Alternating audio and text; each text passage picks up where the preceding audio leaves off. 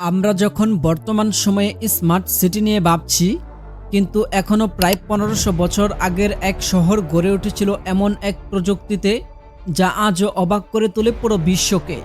একটি শহর যেখানে বাস চলে না, চলে শুধু নৌকা, যেখানে কোনো রাস্তা নয়, পানিই হয়ে উঠেছে হাইওয়ে। এই শহরটির নাম হচ্ছে ভেনিস। এটি শুধু একটি শহর নয়, এটি সময়ের আগেই এক ভবিষ্যতের আভাস। তবে এর নির্মাণ রহস্য জানলে আপনি বলতেই পারেন এটা কখনোই সম্ভব না, কিন্তু এই অসম্ভবকে সম্ভব করেছিল তখনকার মানুষগুলোই। এখন হয়তো আপনার মনে প্রশ্ন জাগতে পারে, পানির ওপর কি আসলেই একটি শহর গড়া সম্ভব? আর যদিও সম্ভব হয়, সেটা কিভাবে? আর কে ছিল এর পেছনে? ভেনিস শহরের সেই গোপন ইতিহাস যা শুনে আপনি চমকে উঠবেন। এসব প্রশ্নের উত্তর জানতে হলে সম্পূর্ণ ভিডিওটি দেখতে থাকুন। হ্যালো বন্ধুরা, স্বাগতম রহস্য পথের আরও একটি নতুন এপিসোডে।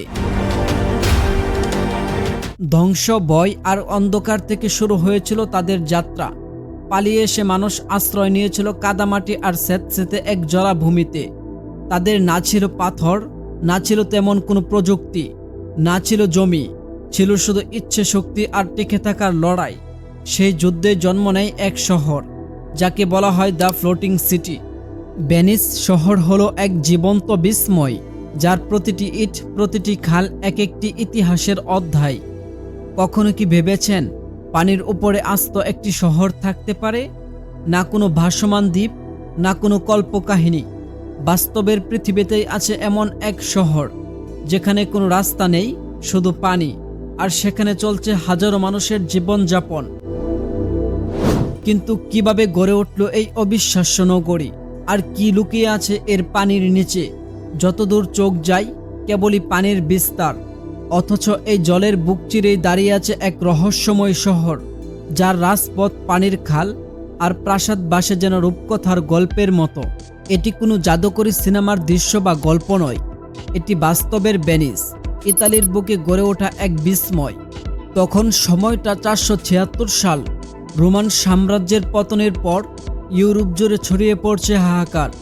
বর্বর গোত্রেরা একের পর এক শহর আক্রমণ করতে শুরু করছে।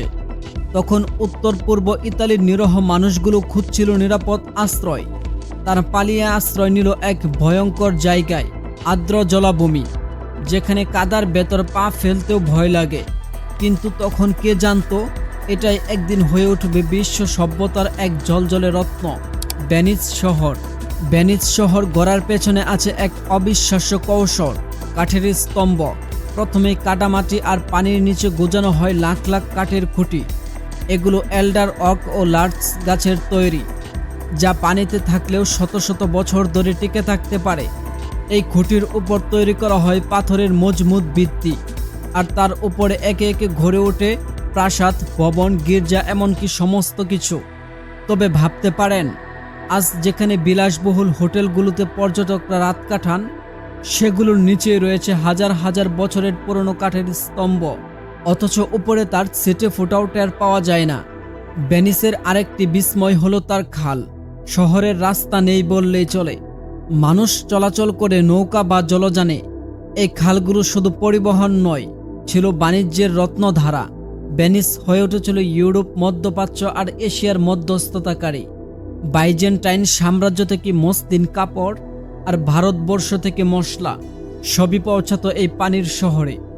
এই বাণিজ্যের কারণেই ভেনিস ধীরে ধীরে গড়ে তোলে নিজস্ব সাম্রাজ্য, দ্য ভেনিসিং রিপাবলিক। ভেনিস শুধু একটি শহর নয়, এটি এক চলমান শিল্পকর্ম। Doge's Palace, Saint Mark's Basilica, Rialto Bridge, সবই যেন এক একটি স্থাপত্য বিস্ময়। এগুলো শুধু চোখের আরাম নয়, বরং ইতিহাসের জীবন্ত দলিল। শিল্প, সঙ্গীত, সাহিত্য সব মিলিয়ে ভেনিস হয়ে ওঠে রেনেসাঁ যুগের সেরা সাংস্কৃতিক কেন্দ্র। লিওনার্দো দা ভিঞ্চি, ভিভাল্ডি, অনেক কিংবদন্তি এই শহরকে করেছে অনন্ত। কিন্তু কালের ঢেউ চিরকাল কারো জন্য অপেক্ষা করে না, এটাই সত্য। ভেনিস এখন এক সংকটে। জলবায়ু পরিবর্তন, সাগরের উচ্চতা বৃদ্ধি আর প্লাবন আকুয়া আলতার কারণে ভেসে যেতে বসেছে শহরটি।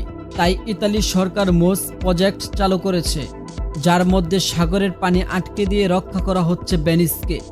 কিন্তু প্রশ্ন থেকে যায়, এই প্রাচীন শহর কি পারবে টিকে থাকতে আধুনিক যুগের চ্যালেঞ্জের মুখে? আপনার কি মনে হয় কমেন্টে জানাতে পারেন।